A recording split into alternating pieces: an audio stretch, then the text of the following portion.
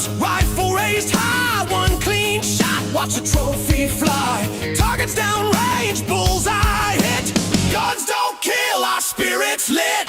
Fire, lock and load, let them roar. Shoot it straight, Second Amendment score. Hunt, shoot, rock forever free. Eternity.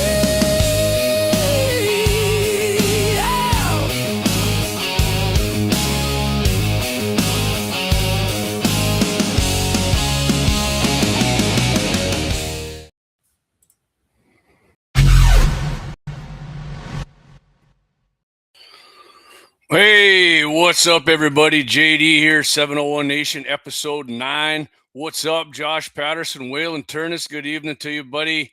Hey, y'all, 18 wheels and a dozen 6-shooters. How's it going, buddy?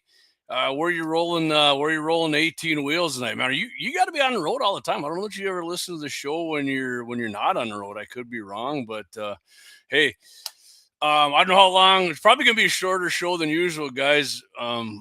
And gals, if you see right here, I had a bone graft done yesterday. I had a couple. It was either that or two of my molars were coming out, and I had to get implants. And implants cost a hell of a lot more than doing this. But it's pretty swelled up, and it's pretty painful. So probably going to be a little shorter show than usual. So I mean, looking at it on the camera now, it looks even worse. But whatever. We're going to do it. And we're going to have some fun doing it. I'm totally good. You know, I got a little, they did say I could have a little self-medication. So I did mix myself one up here for the show. If you're curious, rum diggity, that would be spiced rum and 7-Up. One Shot Cap, good evening, 701 Nation. Good evening, One Shot Cap. Oh, let me get the chats up here. I don't have them up. 18 wheels and dozen 6-shooter says he's 81 southbound in VA going to Florida. All right, Ronnie DeSantisville. Love it. Good evening, Brian Warner. Good evening, you fellow MVE. I seen Brian was watching. Man, I knew I was gonna do this. I should have wrote it down. Leon, our buddy Blackbeard Logic, and Mike Machenbacher and them guys had on it. I think I mentioned that before. I can't remember the name, but they were on before. Caught part of that show. If you missed that, look them up. Man, Brian, if you remember the name, put that on there for me, would you? Spit the beach nut out, dude. Yeah, Brian, if you just got on, I was telling everybody right before you got on, I had a bone graft done yesterday on a couple of my molars. So, yeah, I'm going to be swelled up. I got stitches, and it was that or 2 implants and pulling 2 teeth. So we went with the bone graft, and they're pretty sure it's going to work. I hope it works, because it wasn't cheap either. So, ET Wheel says breast implants are just part of your transition, buddy. Yeah, see, they messed up my high cheekbone implants, and they put them right on my lower jaw, so the surgeon might get sued for that. Yeah, it took like an hour and a half, man. So, but I did have a follow-up today on my hernia surgery that I had 3 weeks ago. Doing good, man. Doing good. Feeling good. I got to go to start working out again here in 3 weeks. So I'm looking forward to that. So a few announcements I'll make. Starting Monday, I'm going to be back on KFYR Plus with Jay Dillon. And that's just like I said, KFYR, KFYRplus.com. I'm going to be on there 1 p.m. Central Standard Time. It's going to be called Dropping Brass with 701 Nation. Like I said, Jay Dillon hosts that. Jay and I kept in touch. If you remember, Clay and I had a show with Guns in the 701 with Jay. I think it was weekly, actually. This is going to be bi-weekly, at least right away. We're going to see how it goes for 30 minutes. It was called In the Crosshairs is what it was called. So, yeah, looking forward to that. And next Wednesday, what's the date next Wednesday? March 31st, my mom's birthday. Sorry, Mom. Good evening, Dave. How you doing, buddy? Gonna have Governor Kelly Armstrong's coming on. I'll have a few topics we're gonna hit on. I'm sure talking a lot of guns and hunting. I kind of want to ask Kelly about his hunt. He got I think the biggest whitetail buck he's ever got with his bow. And I think I'm going to have him give us a story on that. But, there's some other stuff going around that we'll talk about pertaining to guns and politics. So, and just in general, I'm going to, like I said, I think I'm going to have Kelly and I do the top 10 selling guns on Gun Broker. I think we're going to do that one for sure. and I'll have a few other things, but and he'll probably add something too. I told him feel free to throw whatever you want in there. Good evening, Dan Hager TV. How you doing?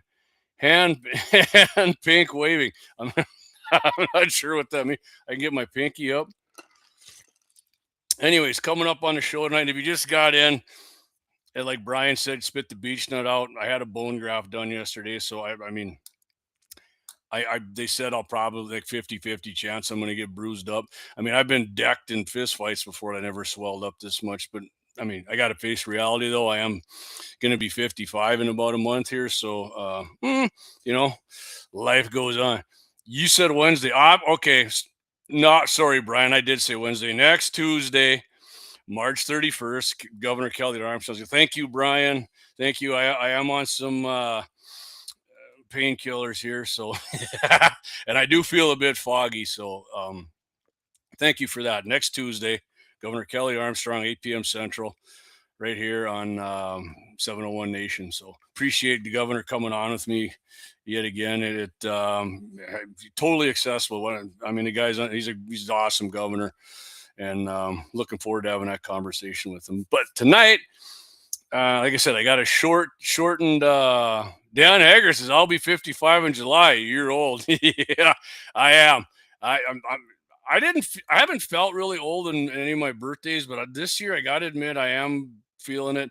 You know, when I see myself here on the video, and then when Axe and I do videos and pictures, I mean, I'm getting some wrinkles and shit. And hey, it could be worse, man. I could be dead or dying. So I'm accepting of most of it. The gray hair doesn't bother me. At least I got hair is what I like. And I got a few age spots. I might get some of that male age cream I seen on Fox and give that a go. And see that work? No, it isn't liver spots. There's not even a thing. I asked my doctor. There's no.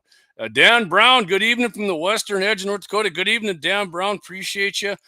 And thanks. I'll throw thanks out right now. I got a few more donations here on the Venmo chat. If you're missing that, up in that corner, go ahead and scan my QR code on that Venmo. Support the show. Talk to a few businesses about sponsorship. Waiting back to see what they say. I'm definitely not overcharging, but it's enough that I can make myself a little cash if they get on board, and it ain't going to cost them much, and get them some pub. Matter of fact, now that I'm going to be on, if you just joining the show, and I will say it again later, starting this Monday, I'll be on KFYRplus.com with Jay Dillon. It's called Dropping Brass with 701 Nation. Jay's the host of that. You can watch it KFYRplus.com. That'll be this Monday's the first episode, 1 p.m. Central Standard Time. So check that out. Appreciate that. And I'll share it when the show's over. I mean, if I get a chance during it, but it's hard. I mean, you can multitask, but people can see it when you're on TV or on here when you're doing shit. And not really. I'd rather just give Jay my full attention when we do it. I always have fun with Jay going on. Jay's a good dude. But coming up tonight, Kansas state level suppressor bill passed the Senate. Julie Fedorchak votes to protect hunting and fishing access. Oh, hey, Julie. I can hear some of you guys. Well, okay, that's fine. Running against our buddy Alex Balaz, who's been on the show. And Alex will probably be on again, if not on here, on with Clay and Lee, or maybe Leon. But and National Park Service announces hunting opportunities control invasive species. It's kind of like what we did with the elk here to control the population. Remember, we did the elk hunt here, but I mean, elk. I don't know. I wouldn't consider elk invasive. I mean, if I was a rancher, I probably wouldn't have wrecked all my shit. But and then I got from our man Axe sent me the link here: 10 Hollywood gun myths that make zero sense in real life. And when I do that, I actually got something different tonight. Instead of this one on paper and printing stuff off, I actually have my old computer here, the old Intel Core 17. She's ready to rock. We'll get that going. And then, of course, the happy ending, Hootenanny, coming to us from Canada. From Canada this time, man. Should be good. I love, Canada's trying to do their big gun buyback. This one's coming from Ontario. Should be a good one. It's more than just a self-defense. It's a little longer than the usual ones I do. So it should be fun. I'm looking forward to getting it done there. Let's hit it. Let's hit it, gang. Like I said, Kansas state level suppressor ban or suppressor bill passes. I told you I'm going to be a little spacey tonight. I'm saying so. Brian, that's because AARP keeps sending those damn invites. Yeah, I've been getting those for a while, and I don't know if AARP has changed their ways, but they used to support a lot of gun ban shit. I haven't looked into it. Now that I'm getting of age, though, Brian, I might have to start looking into it, right? And that's why I'm wearing, like, you guys. Somebody's like, "Why are you wearing that orange Shields hat?" Maybe I'm trying to take the eyes off of my chipmunk cheek here. No, if you're tuning in late, no, some leftist didn't sucker punch me from the side. It had a bone graft done on a couple teeth. Anyways, this week in Kansas, the Senate passed House Bill 2501, which removes suppressors and short-barreled firearms from the controlled weapons list at the state level with a 37-3 vote. Bipartisan. I don't know how many Democrats voted for it, but hey, whatever. We'll take them, man. House Bill 2501 now returns to the House. This is kind of the same one. I talked about it, and I know the guys at GAT 701 talked about it. So taking the control weapons off of their state level. So like if the NFA goes away, then they're good to go on the state level. They're not still banned on the state level. So, which is good. I mean, I hope we can get it. It doesn't look like the NFA is going to, I mean, if we can keep the House and Senate in midterms and Trump stays in there, maybe. I mean, depends, man. I mean, even if we keep it the way it's looking right now, our margins might be even slimmer from a slim margin, but we'll see. I'm giving it a 50-50 in the midterms. There's a lot of time between now and the midterms, my friends. And the TikTok brain, the way people are now, they can't keep their fucking concentration on something for more than 10 fucking seconds, which annoys the living shit out of me, especially when you're doing something like this where you make videos for your channel. It's very annoying. I'm not going to watch a 2-minute video. Jesus Christ, that's too freaking long. Anyways, I'm not going down that. House Bill 2501 removes suppressors and short-barreled firearms from the controlled weapons list at the state level. This legislation is critical to ensuring that future challenges to federal law do not prevent law-abiding Kansans from possessing and utilizing suppressors to protect their hearing while hunting or exercising their 2A rights. It also states that Kansas-based FFLs are immune from civil liability when returning firearms to their owners after a firearm hold agreement, which I don't know what the hell that means. Maybe if Dave's got a short answer here in the comments, I don't know what a firearm hold agreement is for an FFL. I've never heard of that. Dave says people can't even count a potato, let alone remember what they did a week ago. Yeah, a week ago? Yeah, I mean, just the concentration level. And to a point, I'm guilty of that myself. But, yeah, I mean, it's really annoying. So I might throw these in here every time, but just because Apple Podcast, they will, if you change subjects, they'll mark the segments for you on there. So I think when I change subjects, I'm going to be hitting 1 or 2 of these. We'll see how it goes from now on.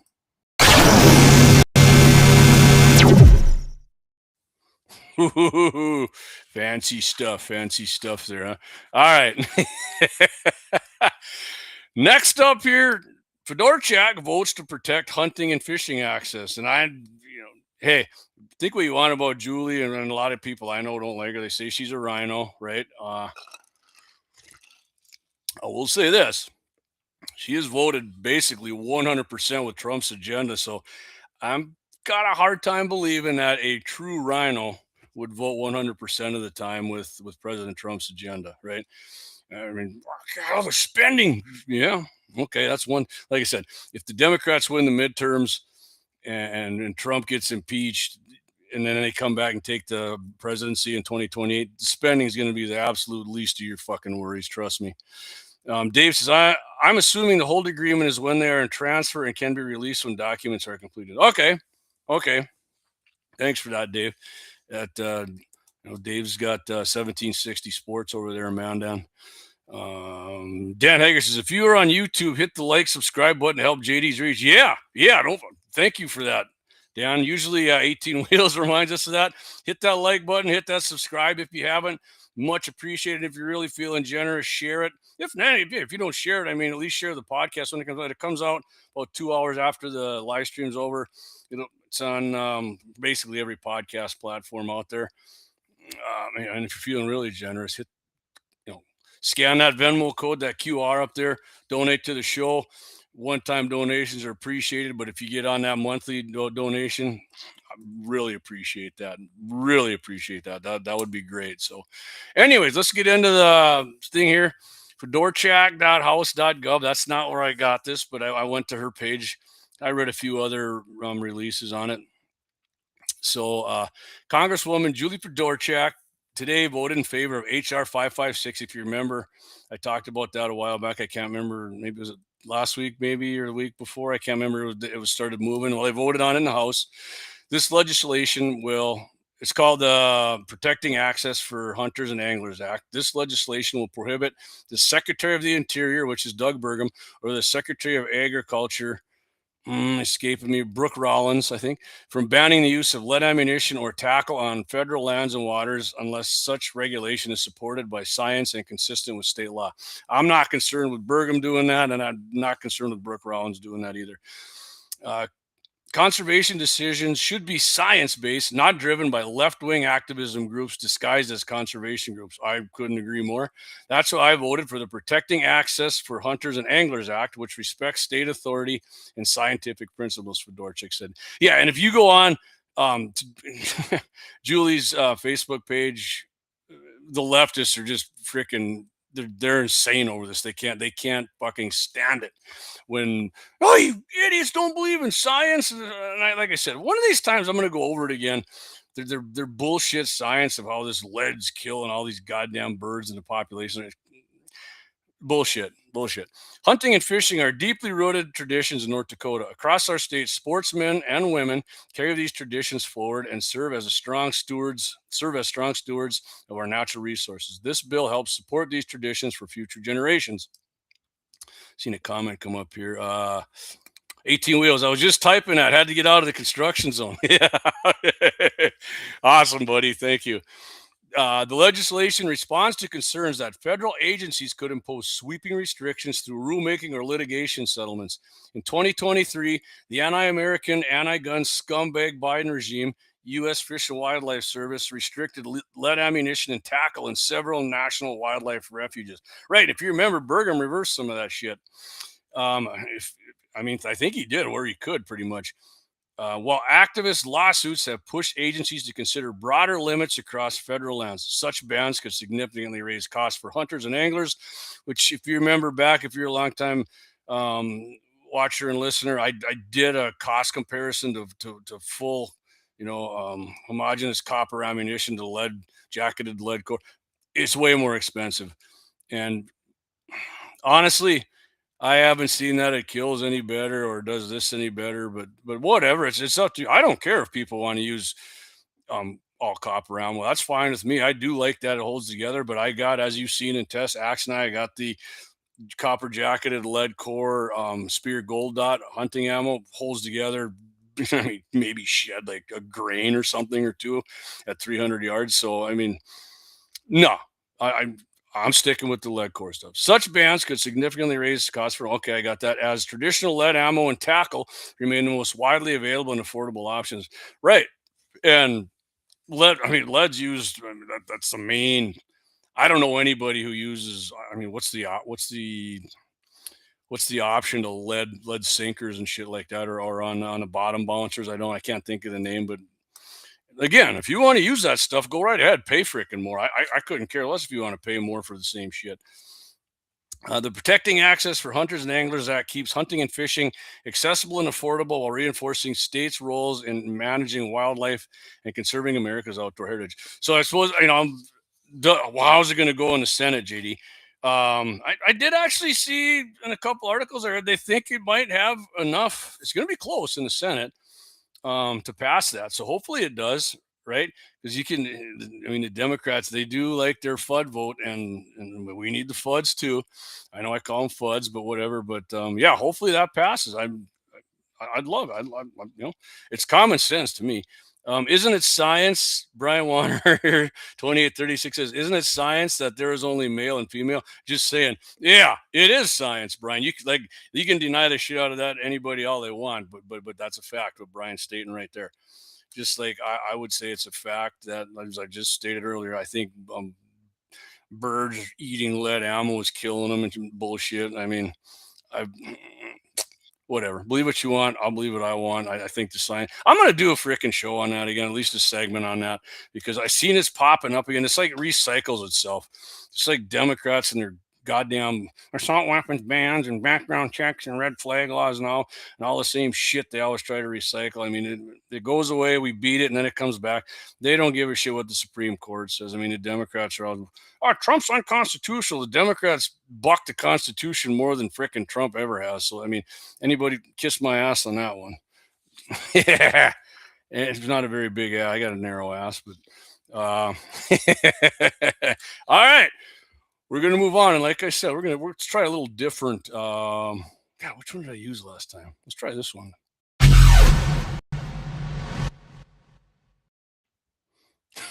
All right, we're gonna move on. Speaking of Doug Burgum, right? Doug Burgum's been. I was not a fan of a lot of the things he did as governor. He pissed me off, but I mean, he was fairly pro gun, but he did support, red flag laws and shit. But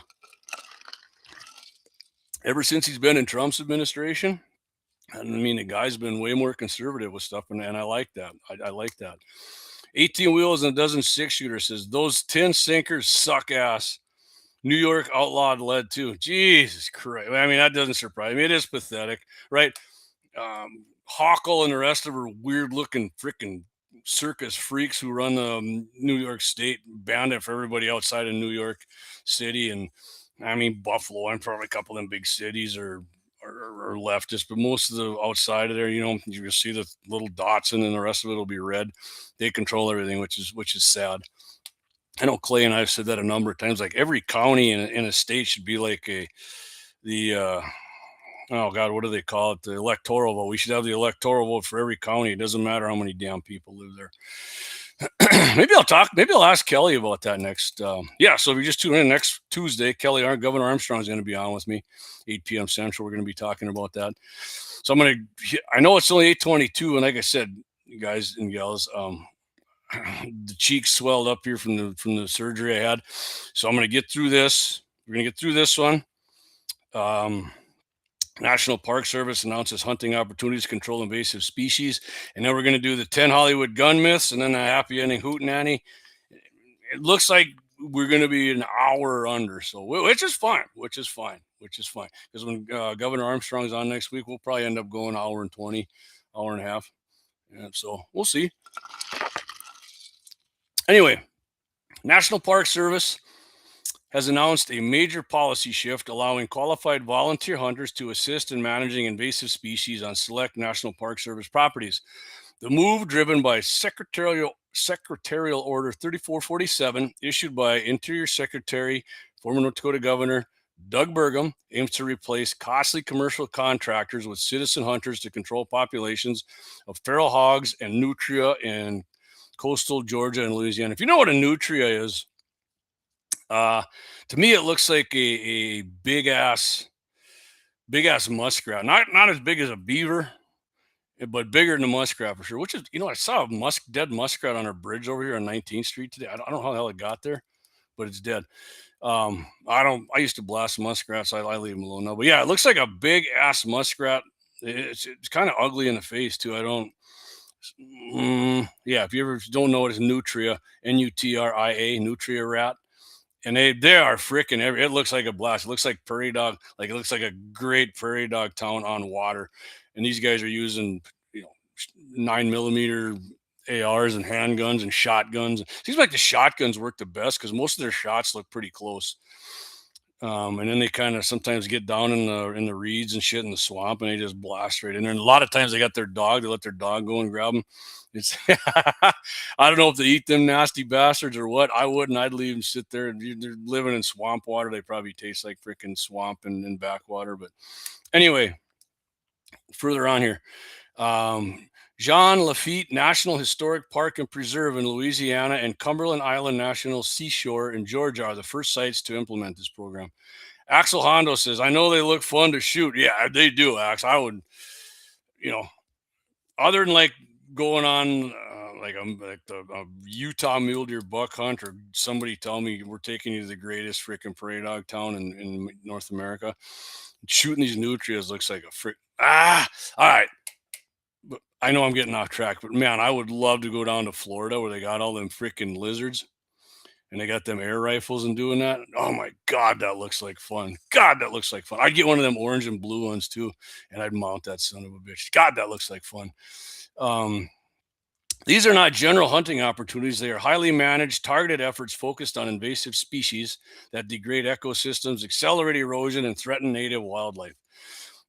Yeah, I mean, all that what I've ever seen on the nutria for sure. And the feral hogs, I mean, both of these. And the freaking hogs, I mean, there's videos of hogs like in these swamps too. They're in Louisiana. I mean, if you just picture hogs running in open fields and shit, they freaking, they're all over in the swamps. I mean, I watched tons of videos on them, and that actually looks cool. Like when they blast them in the water, even when they miss, and because I like when water flies up and you shoot it in the water. God, you're a simple brain freak, JD.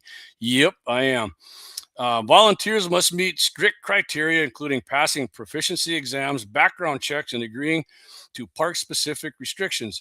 Harvested animals cannot be taken off-site. No meat, no hides, or skulls. Which I don't know. I don't really get that. So, Boom Country Hydrograph says, "Don't worry, all I made it. All right, Boom. Appreciate you making it, man. Appreciate you. Check Boom out on. He's got a YouTube channel there and his Facebook page. Does a lot of nice coding and stuff. If you remember, I had Boom Country on here. It might have been my first or second, or was it maybe when I was with Guns in the 701 yet? Because I don't remember. God, because I know I had somebody else on. I said they were my first guest. They might not have been. It might have been Boom. If it was, I apologize. Sometimes I don't look back on stuff. I'm getting older and I forget shit. But we got to have you on again, Ryan. That was a good show, man. Anyway, let's keep going here. The policy is part of a broader Department of the Interior initiative to expand hunting and fishing access on federal lands where compatible with conservation, safety, and statutory requirements. So they're shooting a lot of these on water too. And we just talked about how the Democrats hate freaking lead ammunition on water. This wouldn't happen if Kamala Harris was in there, other than the border being wide open and your First Amendment rights getting pissed on. This would not be happening under Kamala Harris. Even if the Republicans ran the House and Senate and sent her a bill, she'd veto it. You know, people need to think there's all the fingers that go out. What happens when these Democrats, and not even Democrats anymore? I mean, other than Fetterman, they're leftists. The shift is expected to save taxpayers millions annually by reducing reliance on expensive commercial sharpshooters. Yeah, I would love to just see like their sharpshooters. You know, they always said government sharpshooter. I would love to get out there with one of these. Hell, I'd like to get out with a couple of these guys. I mean, I'm probably get along with them pretty good, but just to see, because they call them sharpshooters, I'd love to see how just an ordinary dumb old militiaman like me stacks up against these government sharpshooters. I would love to do that once. I would love to do it. I mean, I'll even use their freaking rifle, man. I mean, if they're one of them's listening, bring it. I mean, I'm saying bring it. Like I think it'd be fun, not like I think I'm going to whoop you, but I think I can hang with you. I'd love to try that once. The National Park Service emphasized that national parks like Yellowstone and Yosemite remain closed to hunting, as this policy applies only to national preserves, recreational areas, seashores, and lake shores, areas already authorized for managed hunting under existing laws. All right, so appreciate Interior Secretary Burgum doing that, man. That's freaking awesome, man. Like I said, he he wasn't as conservative as I liked as a governor, but he's way more conservative now, and that he's in the Trump administration. Let's see. Boom says, or do we do a P-Dog episode? Yes. You come back on as a guest, and yes, let's do a prairie dog video. I'm way in on that, brother. I got a text here from my brother, man. Got one in the way here. You don't have special training, LOL.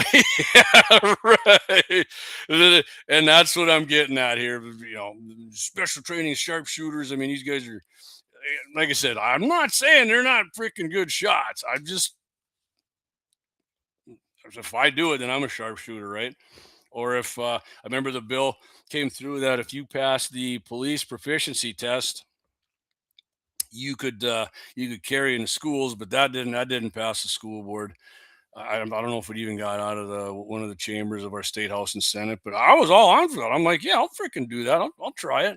I'd love to do that because well, I like carrying my gun everywhere I go. I feel much safer that way. So, all right, we're gonna end that. And you know what I said? I don't know if I'm gonna do this. This might be the only episode I do this, but all right, moving on.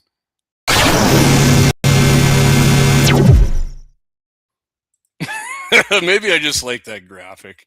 I don't know. Like I said, the reason I do that is because when it goes on Apple Podcast, they will. I don't know if it's their AI. It's probably their AI. It cuts it down into segments so you can skip segments for your different topics. So maybe they're gonna do it. Maybe they won't. Two more left. Got it right here. Like I said, I'm doing something different too. I got my old computer over here, my old laptop. 10 Hollywood gun myths that make zero. I'm going to move it over here actually closer to me so it's a little, I don't know, easier to see with my readers. That makes zero sense in real life. Got this from my man Axe, man, my good friend Axe. Send me a couple other ones. Like I said, I think next week we might, I know I said the new guns, Axe sent me a link for the top 10 selling used fire. We might do that one with Kelly because I think he's got quite a few guns with the Governor Kelly Armstrong does. We might do that one with him. I think maybe we'll do that. But anyway, let's go here. Top 10 gun myths that make zero sense in real life from Hollywood. Let's see here. Do the do the rat-a-tat-tat. I didn't load that one up. I think I will keep that loaded up though. Actually, anyways, let's go. I did like that video. Number one, number one, suppressors turn guns into silent weapons, and I think a lot of us listening know that's BS. But I'm going to read this, and I don't know if I think Axe and I talked about this website before. If they send this, if this is like AI that does this, or if somebody does it with AI, or they just tell it what to do and does it. But Hollywood's silencer obsession is wildly misleading. A suppressor only trims gunshot volume by around 20 to 35 decibels. It does not erase sound. A standard unsuppressed 9mm handgun fires approximately 160 decibels. Even with a top grade suppressor attached, that same weapon still registers around 125 to 130 decibels, which I think that's fairly accurate. Comparable to a jackhammer running at full speed. I would actually think like a jackhammer to me seems freaking louder than a. Why does this demo thing pop up? Get out of here. No.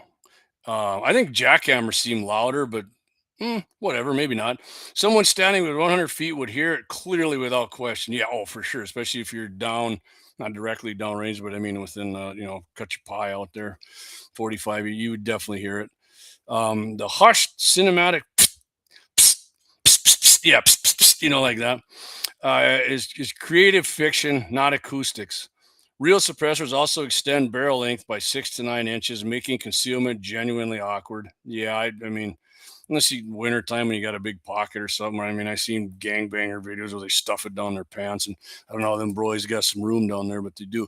The silent, the silent Hollywood assassin holds absolutely no ground in real ballistics. Well, like a 22 would would hold ground with you there with subs, man. Even some of the other ones I've seen that I mean I think like some subs, and they're pretty quiet even in rifles that I've been seeing.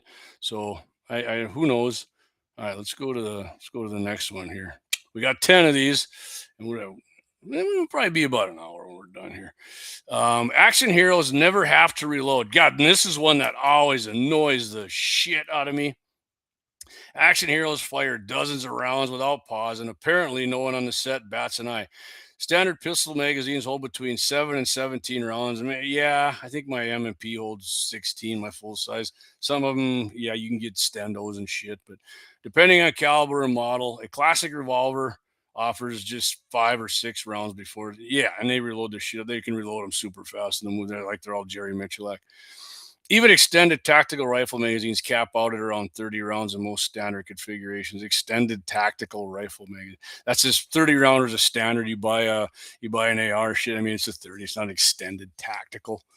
With proper training, reloading takes 2 to 4 seconds, and that's considered impressively fast. I mean, not really. I mean, I think most guys I know can reload their pistol or AR in 2 to 4 seconds. I don't know if that's, I would say that's normal for now. If you never handled your firearm very much, maybe, but I mean, I don't think that's very, and that's considered impressively. Untrained shooters take, okay, sorry, my bad. I didn't read this article before.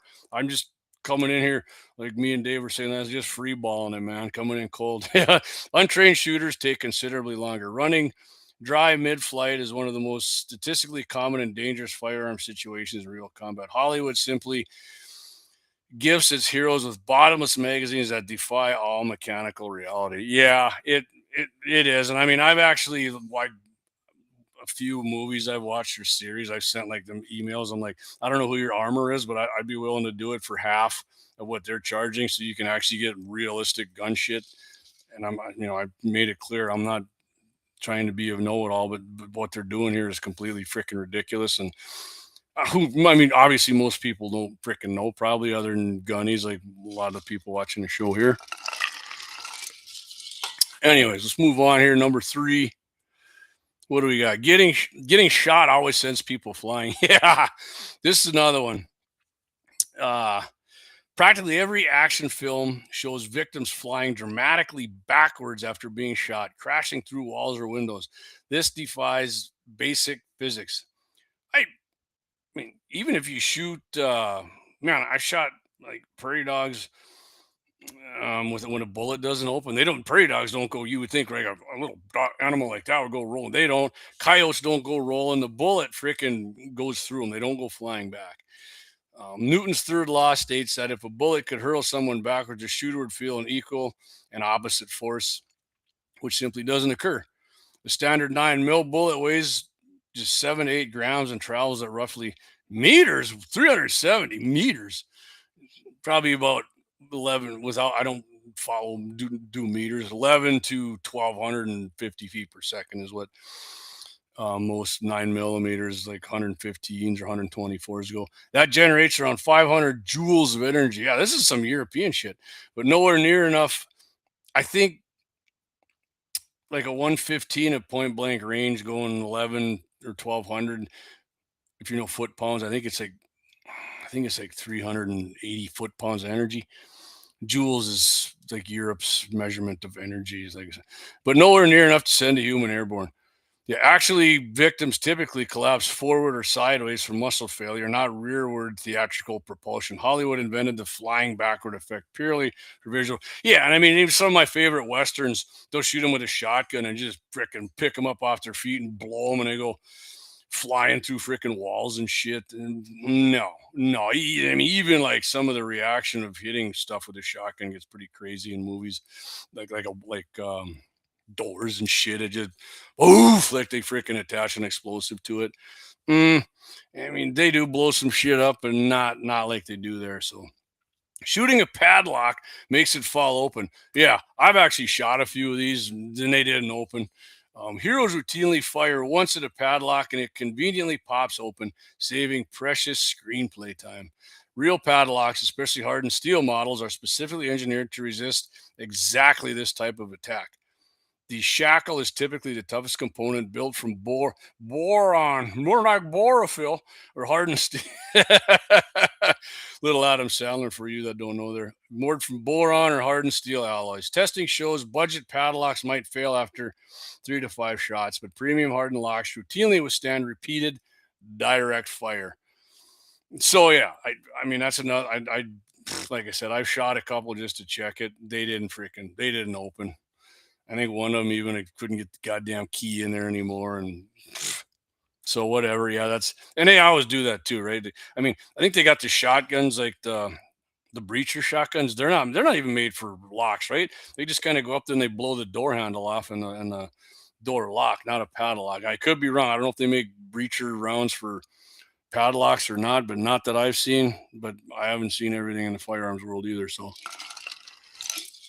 number 5, all gunshots sound roughly the same. Yeah, this is another one I've noticed and pick out in movies. Film sound designers, I mean, they will make a shotgun sound different because they're like, "The shotguns," and shotguns to me are probably quieter than a 9mm, and for sure quieter than AR-15. They don't. I mean, when I bird hunt, my ears don't get rung when I shoot them without hearing pro in. So, theatrical shotgun effects. Theatrical gunshot, and just said shotgun, had it backwards. Gunshot effects across wildly different firearms. In real life, a 22 rimfire produces around 140 decibels, noticeably sharper and quieter than a 44 mag revolver, which can peak at 170. The crack of a 5.56 AR-15 sounds completely unlike a 9mm handgun to trained ears. Yeah, I would definitely take a 9mm shooting over an AR. And AR-15s are freaking loud at that short barrel, and I know everybody's like, wow, 223 is a loud round anyways. I don't know why they say that. Maybe it is. You shoot a 223 and a goddamn 308 to me. I think the 308 seems louder, but whatever. Acoustics also drift dramatically with the environment. Firing indoors, yeah, I mean, indoor. You go even under a canopy at an outdoor gun range, and that freaking sound in there thumps the living shit out of you. So, yeah, real firearms sound nothing like their Hollywood counterparts. For the most part, I would agree. Some movies try to keep it real, and even if you do the real sound, I mean, on video it's different. Even when we do videos for 701 Nation, they sound way different, like on the video than they do in person. Like a suppressor, I don't think suppressors sound. Videos don't do suppressors justice. I don't. They always seem like they're louder than they are in real life. So, just joining us here. Give you a if you look at my cheek. Oh, I know I said this a few times, but some people are probably like, God, what's wrong with this guy's freaking face? I had a little surgery on it yesterday on my jaw here. It swelled up. No, I don't chew. I haven't chewed in 15 years. It was some deteriorating bone. They had to do a bone graft in there. So anyways, going on, number 6, bullets always spark against metal surfaces. Hold on, let me get to this comment first. A gill break. I like this. Freaking gill breaks. A gill break has a distinct sound that will blow your cap off. Yeah. Yeah. Not only that, it will look like if I shot a gill break next to my bone graft here, it'd probably loosen it back up and it wouldn't take hold. Gill breaks are I absolutely detest gill breaks. Do they work for taking away recoil? Big time. Are they freaking absolute ear blasters that I never want to be around when they're shot? Yes, yet gill breaks suck. Effective, terrible for the hearing. So, bullets always spark against metal surfaces. Every action sequence features bullets sparking brilliantly off metal. Yeah, they leave a little ping ping all the time. Standard rounds don't reliably produce visible sparks on steel impact. Man, when it gets dark out, I want to say, and I haven't shot like a whole lot of steel when it's getting dark, but when I have, it almost seems like it sparks most of the time to me. It's just a minute. I don't know about handguns. I'm talking about 223 rounds. Sparking requires precise material and angle combinations that rarely occur. And I'm not saying it. I don't know. You know what? I'm gonna have to test this out. Me and Axe are gonna have to, because I don't know about rarely occur. And I'm probably exaggerating with my memory here, thinking it did on most of them. We're gonna test it out. We're gonna test this one out for sure. Because now full metal jacket rounds on common steel mostly produce that faint flash. Okay, well we'll test FMJ's ballistic tips and some soft points. We'll do that. How's that sound? Not dramatic orange cascades. Those cinematic spark storms are almost always created using set pyrotechnics or added. Wait, yeah, I agree. They probably do that. The genuine danger is that the ricochet deflected bullets retain around 50%, 70% of their original velocity and travel unpredictably. Nah, I mean, now here for the most part, I would say rarely occurs a ricochet unless you got something wrong with your steel, like, there's craters on it or something and it hits it odd. But most of them just absolutely flatten out into a flower and they drop right freaking down there. And if you got the wooden uprights on your post at the range, it'll splatter. The copper or whatever will splatter out. You can just see it sticking in the wood next to it. As far as ricocheting, I mean, I'm calling their thing on here. I mean, that's kind of hyperbole to me. Hollywood consistently frames ricochets as dramatic visual flair rather than a serious physical threat. I actually was hit with a piece of a ricochet once. My buddy Tony and I were at the center, and if you've ever been out there was a range. I don't know if it was a pistol range or I know the pistol one came back. It was a 45 ACP, and that son of a bitch flashed right in between Tony and I. That was a little scary. I mean, right by our heads. And the AR one, I don't know if it was down in like this watery, swampy thing. We had a lot of rain one year, and T was blasting it, and I went like that right above my freaking glasses, and the piece freaking got me right there. I mean, I didn't see nothing coming. It hit me. It freaking hurt, and that son of a bitch bled. So, I've been pretty good on doing safety glasses since then. That was years ago. Do I do them with safety glasses all the time? No, I do not, but I should. So, and I definitely would recommend that.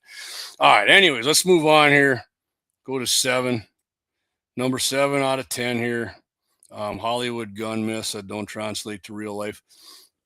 One shot instantly drops anyone. Yeah, this one's well, I mean, unless it's like the hero of the show. And then, like, I was watching Olympus Down yesterday with Gerard Butler, which I like that guy. Great actor, does some good gun shit. But yeah, he got, well, yeah, clipped through the shoulder. I got the heroes out. He got clipped through the shoulder, and another one got him somewhere else, but they keep fighting. I mean, I got a hard time believing if you got shot through your freaking deltoid, you're going to be swinging punches at people and shit. Josh Patterson says, I've had jackets hit me in many places indoors at the pistol range. Okay, Josh. See, I don't, and Josh shoots indoors. I gotta be honest with you. I think the only indoor range I ever shot at was the one down south last fall, and when I did my concealed weapons, I think that was the only time I ever did it. It was cool. I liked it, and I wasn't. It was shooting paper, so I don't know what maybe Josh is shooting steel. I don't know what you guys shoot, but yeah. Anyways, one shot instantly drops anyone. Cinema trains viewers to expect any gunshot to cause immediate collapse. In reality, this rarely occurs. Instant incapacitation requires a bullet to directly disrupt the central nervous system, the brainstem, oblongata, Abdullah oblongata. Can't remember we talked about this before. Or the upper spinal cord specifically, or through the gut and you hit him in the freaking spine. Man, the leg's going to give out. Anywhere in the spine, really. Man, I would think getting hit in the hip too. But I mean, I've seen video movies where they get shot in the hip, and I'm like, I had a piece of my hip bone taken out for something once, and you ain't gonna get up and start fighting again. Anyways, otherwise, a person can stay conscious for 30 seconds to several minutes after receiving even a fatal wound. Yeah, just like you shoot a deer, you blow its hit it in the heart or something through both lungs. I mean, I've seen heart shots on deer. They freaking take off running like 80 yards, and people who shot them are going, what? And I've seen them again get blasted and they drop right there. So I can't explain that, but and then people I know who are in combat will tell you with the full metal jacket rounds, like in Iraq and Afghanistan, people I know that were there. I mean, basically, hit them 3 times right away, just triple tap them. And I mean, ideally, I think it was called the hammer. You go like 2 to the chest, 1 to the head. Because full metal jackets don't really open. I think the 77 grainers, when they kind of switched over to those, I don't think the general infantry uses the 77 grain Sierras, but Special Forces, SEALs, and Delta Force, and Marine Recon and shit like that. I think those guys use those, and they I don't know if they open so much as they deform, and then I mean it's better than just poking a hole right through you. That's why you got to hit them 3 times with FMJs. I mean, I don't know if our enemies use those. They probably don't give a shit. Let's see here. Where was I? Combat trauma records indicate roughly 70% of gunshot victims survived with prompt medical care. Documented accounts show fighters continuing despite multiple hits. Real stopping power varies enormously by caliber and placement factors. Yeah, I was going to say, you get hit with a 308 FMJ or a Bowtail Hollow Point, for sure an FMJ. I mean, a 308 FMJ that's gonna hit you. I mean, that's just a bigger mass area hitting you. That would thump you way harder than this is my 223 and 5.56. But whatever, it's reality, man. It's reality, and I think that's why a lot of guys like the M14. But most guys I talk to in like my uncle was in Vietnam and some other guys, they didn't, once they got the M16s figured out, they didn't have a problem. And that 20-inch barrel, you had way more velocity than the M4, the 14-inch. So I mean, when that sucker hit, I mean, your energy and wound cavity were, that was, and did they use? Man, I want to say, I don't remember what grain. I think they did use 55 grains in NOM. Anyway, Hollywood simplifies them into one implausible, immediate, perfect pictures. Yeah, like I said, or they get hit. Like I said the Delt, but they get hit right here, and they're still out running around and doing shit. I mean, I'm not saying some people don't do that, but the majority of people getting shot in your rotator cuff or anywhere in your shoulder. I mean, there's bones in there. You hit that bone right. An FMJ, if it doesn't blow that freaking bone up, just imagine taking like this and ramming it through your freaking bone. You're not going to be up running around kicking ass anymore. I'm sure some people have it for them. I know they have, because they get, Medal of Honor and shit. But most people, we're getting hit in the gut. I mean, stick a freaking rod through your gut once and see what happens. You ain't going to get up running around like you're freaking Rambo. The sideways gun grip actually works. Yeah, the sideways gangster grip became a pop culture icon through the 90s cinema and music videos. In practice, tilting your pistol 90 degrees sideways causes real issues. Standard semi-automatic ejection ports expel casings upward and rightward, rotating sideways and send hot brass directly toward your face. I don't know. Not that I've done it a lot, but when I did it, it didn't do that. The sighting system also becomes misaligned, destroying accuracy across most ranges. Yeah, for sure. I couldn't hit shit doing that. I mean, if I practiced a little more, probably. I think the best shot I ever shooting was doing the gangster hold was my buddy Rick Pressing on the way down to Huff. Once we stopped there, he never shot a handgun. Then he missed a couple, and then he actually hit a couple shots pretty good with it, which I was impressed with. But roughly 40 to 60% miss distance.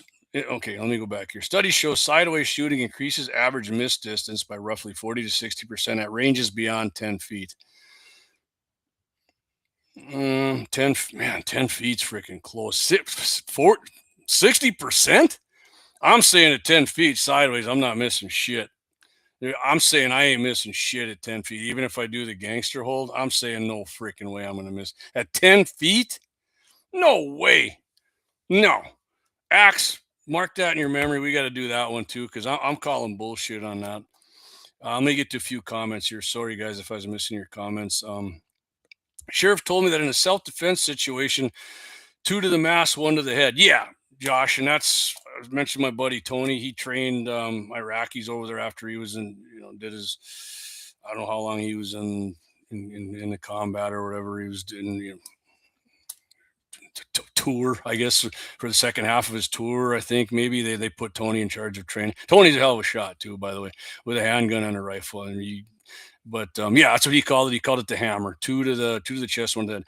Josh says, I'm left-handed. It throws it down when I shoot like a gangster. You got to spin it around them corners, Josh. Left-handed. Somebody asked me once too after that movie, does that really work? And I'm going, what? Really? No. Hey, Justin, what's up, buddy? Justin Latinsky. The sideways grip only works when the shooter does the obligatory crotch grab at the same time. Yeah. Yeah. Grab your stuff, turn it sideways, and say bitch, right? And then, oh, all right. So we'll get to the end of this one. In real tactical training, the grip is explicitly taught as something to avoid entirely. Yeah. It, everybody I know does it as a freaking joke. And I don't know, the gangsters even do that shit anymore. They might even have wised up to that. They don't even matter now. They got the Glock switch. Just brrr. All right, two left here before the happy ending. Hootenanny. God damn, I said we're going to make it an hour. We are going to go a little over an hour. Shooting gas tanks causes mass explosions. Movies love showing cars erupting into fireballs after a single bullet strikes the fuel tank. In reality, conventional rounds rarely cause fire when hitting standard gas tank and almost never cause an explosion. Yeah, you got to get a spark because gas doesn't. It's like in the movies when they flick a cigarette into a, or gas needs fire, right? So if you, it's like flicking a cigarette into gasoline. It doesn't freaking go up. Gasoline requires both concentrated vapor and sufficient ignition energy, which regular. I mean, correct me if I'm wrong. I always thought I've never sparked gasoline and it went up. It all had to be flame, which regular bullets typically can't provide. Underwater firearms are equally misrepresented. At just 3 to 4 feet of depth, water pressure builds inside the barrel rapidly, creating forces capable of splitting it apart entirely. Yeah, and I watched like Hollywood Weapons where they shot it underwater, and I think the Glock, it's Glock. I know that's what he used, but I think it did function actually. And the bullet, I don't know, the bullet loses so much energy in water. Well, Axe and I did that at bullet test, the water versus gel. And I mean, the water stopped the damn thing pretty much as basically as much as the 10% ordnance gel. Axe might have had that shit mixed up a little stouter than 10% too. I think NATO uses, I thought I talked about that once. I think NATO actually goes like 15%, which I'm cool with that too. So, all right, let's get number 10 here. Hollywood shooting myths that don't translate. Recocking an already loaded gun adds readiness. Yeah, I freaking hate this one too. Nearly every Hollywood hero dramatically recocks their gun just before the 10 standoff or the shotgun, purely for, they always do it too with the revolver. Click, they got to pull the hammer back on it, which I like pulling the hammer back on a revolver just because the trigger breaks easier. Although my buddy Troy Howard's got a trigger job on his 357, and that thing was was easily the most awesome. What is it when you pull the trigger? Single action? That was double action. I can't remember. Single action. Yeah, that thing was freaking awesome, man. That was unbelievable trigger on a revolver. Modern semi-automatic pistols chamber around automatically when the slide is racked during loading. Yeah, and I mean they all freaking hold back when you're out, right? And they're already completely ready to fire, unnecessarily working to action mid-scene, risk interfering with the firing mechanism and triggering an unintended discharge. Revolvers do legitimately benefit from manual cocking. Here we go. Reducing trigger pull from roughly 10 to 12 pounds down to 3 to 5. Yeah, I mean, I think Troy's is, man, I think about less than 3. Because I got like a 3.5 pound trigger on my M&P 2.0. I put that, it's not Axe something trigger. But yeah, it single cocking, cocking a hammer on a revolver takes trigger weight on. But recocking an already chambered semi-automatic is mechanically meaningless. Yeah, you're ejecting a freaking round out of the chamber. Performed entirely for that iconic metallic click and absolutely nothing else. Yeah. And like I said, I was watching Olympus Down yesterday with Gerard Butler. And, when they go to England and I don't know what family tried to kill all the leaders off of these countries, but he kept flicking, his AR, the bolt wasn't held back and he'd flick and he didn't have enough ammo with him. I mean, if you want to pull your mag out and check it, there's a couple rounds, pop them out. And I'm saying he was doing this when he wasn't in like firefighting things either.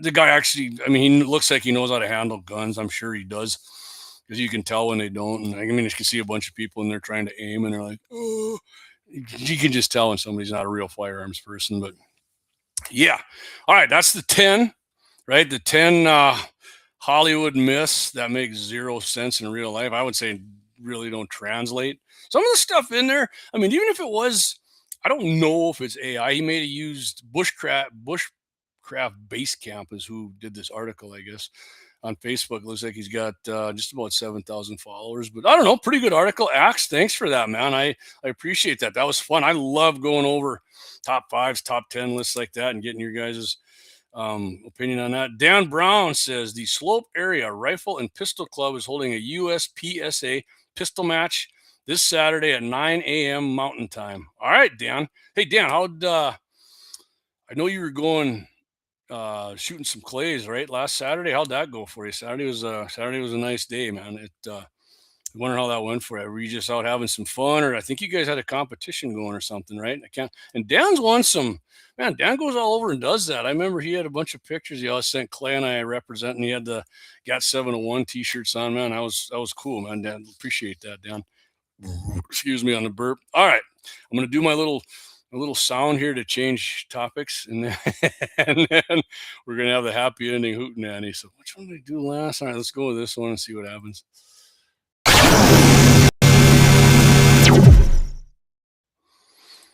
All right, I think I'm only going to do that this show. I'm going to keep that sound effect in there, and I'll get the rat-a-tat-tat one for Axe loaded up. But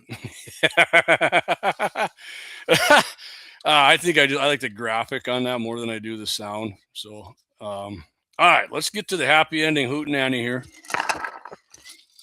And then I got just, I don't know, about 5 minutes of some other stuff I want to tell you guys. Got something new coming up.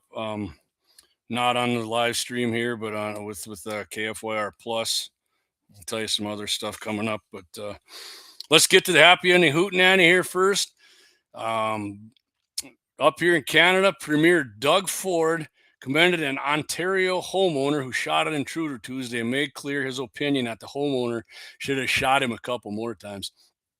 And I remember Senator Kramer coming on. I think he said he's friends with Doug Ford and said Doug Ford's a pretty conservative dude. Said he's a real good guy, and regardless of what some of you think of Kevin Kramer, I don't mind the guy. He does some votes that piss me off too. But I mean, we could have somebody from Minnesota as our senator, so don't ever forget that.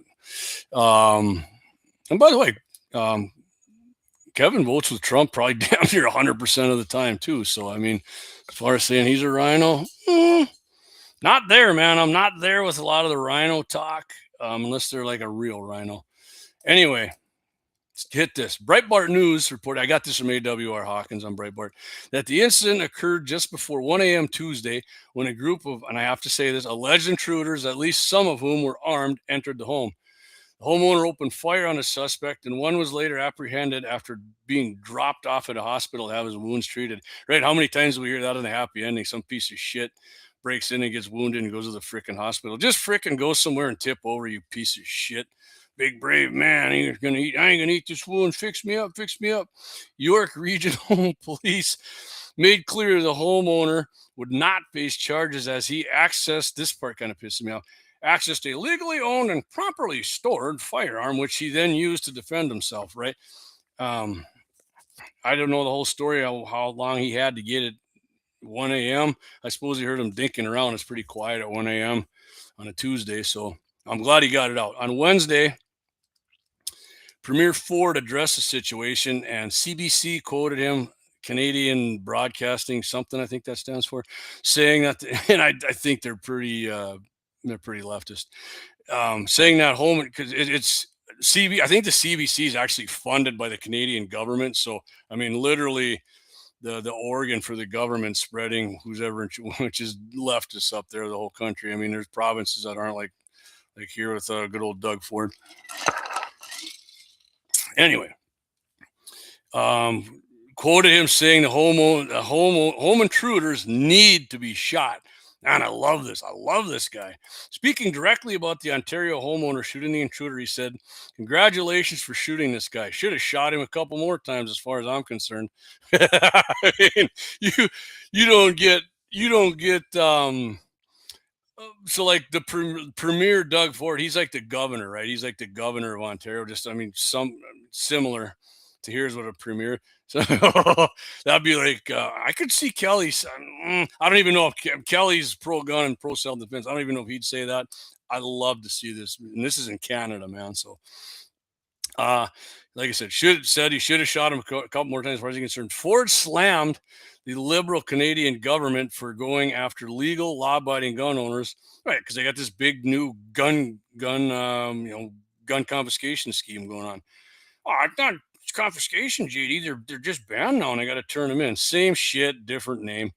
And criticize judges who are quick to release bad guys back into the streets. They always want to protect the piece of shit, and the judge always wants to protect their charter rights. I think their charter rights are like what they call their constitutional rights. How about the charter rights of the people to keep them safe rather than always protecting these criminals? Yeah, I mean, they got the same problem up there, right? Liberal, leftist, I'm not even liberal, they're leftist judges and politicians correct the pieces of shit. And law-abiding people like this guy, what was he supposed to do at 1 a.m. instead of shooting these pieces of shit broke into his house? If you listen to the show, I do swear a lot when I do these happy ending hootenannies, because these people who do this kind of shit and break into homeowners, and they are pieces of shit. Karen McCrimmon, which is funny, this name McCrimmon, my buddy dated a long time ago, like in the early 1990s. My buddy dated a gal from Mary. Her name, I remember her name, Jennifer McCrimmon. She was a huge liberal too, for sure. Nice girl, but big liberal. Maybe she's different now. I doubt it. I think she was 18 or 19 then, but she went to, anyway. Karen McCrimmon, Ontario leftist critic for the Solicitor General, criticized Ford's commendation of the homeowner, saying it is irresponsible and insensitive for any leader to praise violence. It's not violence, it's self-defense, you brain-dead shit stain. She added, no one should be congratulated for shooting another person. Bullshit if you shouldn't. They broke into his fucking house at 1 a.m. on a fucking Tuesday. What do you make him a cup of coffee and some crumpets and wait for the cops to come and arrive? God, see, liberals, they don't have any common sense. They don't live in reality. I'll guarantee you this, Karen McCrimmon, we'd take an IQ test, she'd be probably kick my ass in that, but she's an idiot in real life. She has no concept of reality and zero common sense when you say dumb shit like that. So, homeowner wounded one, killed another. He was safe, and even went and did it by all of Canada's ridiculous storage and safety laws. Premier Doug Ford slapped him on the back, rightfully so. And that is one hell of a hootenanny. Love it. Love that story. We'll have another one next Tuesday for you. Anyways, hour and 7 minutes in here. Hey, had a good crowd again. Jaw's getting a little sore here, which is fine. That's why I got the self-medication, which is going down pretty slow compared to usual, which is not a bad thing either. But so next Tuesday, like I said, Governor Kelly Armstrong is going to be on 8 p.m. Central, right here on 701 Nation on our Facebook page and the YouTube channel. And of course, after that, it'll be on all the. Thanks, Josh. Appreciate it, man. Great show again, JD. Thanks, man. Appreciate it. Hey, by the way, Josh, speaking of great shooting on them prairie dogs. Josh has little prairie dog sand gopher things in his yard, and he's sniping them out with his bow, man. Like, nice. That's good shooting. That's real good shooting. That's awesome, man. I don't even know if I'd get that with the crossbow. Hit that like button, folks. Josh says, yeah, hit the like button. Hit that share button if you want. If you're not subscribed, please subscribe. And if you're like, man, JD, if I had a business, I'd be one of your sponsors. You don't even have to be a business to sponsor me. Get up there in that Venmo, scan that Venmo code. Oh, I don't have Venmo. Well, your wife probably does. Your kid, scan it with your kids and give your kid $30 and tell them to scan it for you and donate to the show. I'd appreciate. Greatly appreciated. Greatly appreciate it if you do that. And like I said, if you can go monthly on that, there's an option for that on Venmo. Do that. Really would appreciate that. But if you can't do none of those, least you can do for me is hit that like. I'd really appreciate that. 18 wheels and dozen 6-shooters. Love me a good happy ending. See you next Tuesday. You bet, buddy. See you next Tuesday. And by the way, you don't even got to wait till Tuesday. Actually, Monday, I'm going to be back on KFYR Plus with my man Jay Dillon. It's going to be called Dropping Brass with 701 Nation. It's hosted by Jay Dillon. That's on KFYRplus.com. 1 p.m. Central Time Monday. I'll be on for 30 minutes with Jay. Doing what we're doing here, man. Talking guns, self-defense, hunting, political laws, stuff like that too. Yeah, it's gonna be good. Gonna be good. I enjoy it. Jay and I have a good rapport. Jay's an easy guy to talk to, and he's open to I think he's got a gun, one gun maybe. I know he's won deer hunting once, but yeah, dropping brass with 701 Nation Monday on KFYR Plus, 1 p.m. Central. Appreciate that. Appreciate Jay getting me back on there, and hopefully we can help each other out, man. Josh says, thanks everyone. I should 2 more show up. Awesome. Get all of them. One more thing before we go here. Our man Chuck Norris passed away last week. Chuck was a great Republican conservative. Did some promo work for Glock, and I actually talked to Chuck Norris once on the radio. Scott Hannon, when Scott was on way back when he was first came on 1270, Chuck Norris is on there. I talked to Chuck, and of course we talked. Chuck Norris wasn't a hunter. Chuck didn't hunt, but he had a ranch, and he loved shooting his guns, man. He said he's got more guns than he can count, and anybody trying to come and get his guns, and in his exact words were, they're going to play hell trying to take my guns, JD, which was awesome. Guy was totally cordial. I think we talked for like 5 minutes about guns, but it was pretty cool. Chuck Norris, man, I remember coming out of Lone Wolf McQuaid and Mandan when Mandan had their theater over there. Me and the Hayes boys, Bryce Hayes, Chad Hayes, and I think my buddy Jason Heinert all went there. We came out of there, man, jumping around, kicking. We felt like we were going to kick everybody's ass, like JJ McQuaid. It was awesome. Then that wasn't the only good show Chuck Norris's, but yeah, Chuck Norris. And Chuck went to 86, man. Guy was pretty healthy his whole life and lived a great life, which is awesome, man. I love it. Good for Chuck Norris. Sad he's passed, but a great life lived and an American icon for sure. So, all right. So that's it for the show. Well, real quick, one more. I know I always do this, but Axe and I did a couple field tests. Did a Berna. You know what the Bernas are, right? Got a text from me. We did a test on the Berna, Sean Hannity, and it's the pepper ball gun. We did a test with the Berna. Worked pretty good. Better than we thought, actually. I haven't had a chance to get the video together. I'll get that up at some point later this week. And we also did my carry pistol, the Ruger LCP2 and 22 long rifle. Very impressed with that. Of course, Axe shot it way better than I did because he's a gun hand, which you will see in the video. But I definitely got to practice with it. But I made some good shots with it too. And we did the gel test on it. I think you'll be impressed with the penetration with that. But again, I'll get that up later this week. And till then, appreciate everybody. Hit that like button if you haven't done that yet for me. And hey, scan that QR code if you can. Donate to the show. One-time donation, monthly donation. I'd appreciate everything. Spread the message, and then hopefully you guys can jump on KFYR Plus Monday at 1 p.m. Central and catch me and Jay Dillon with Dropping Brass, man. It should be a fun half hour of the live stream, baby. So, all right, everybody. We'll see you next week. JD, I'm out. Enjoy AI 2A with Second Amendment fire.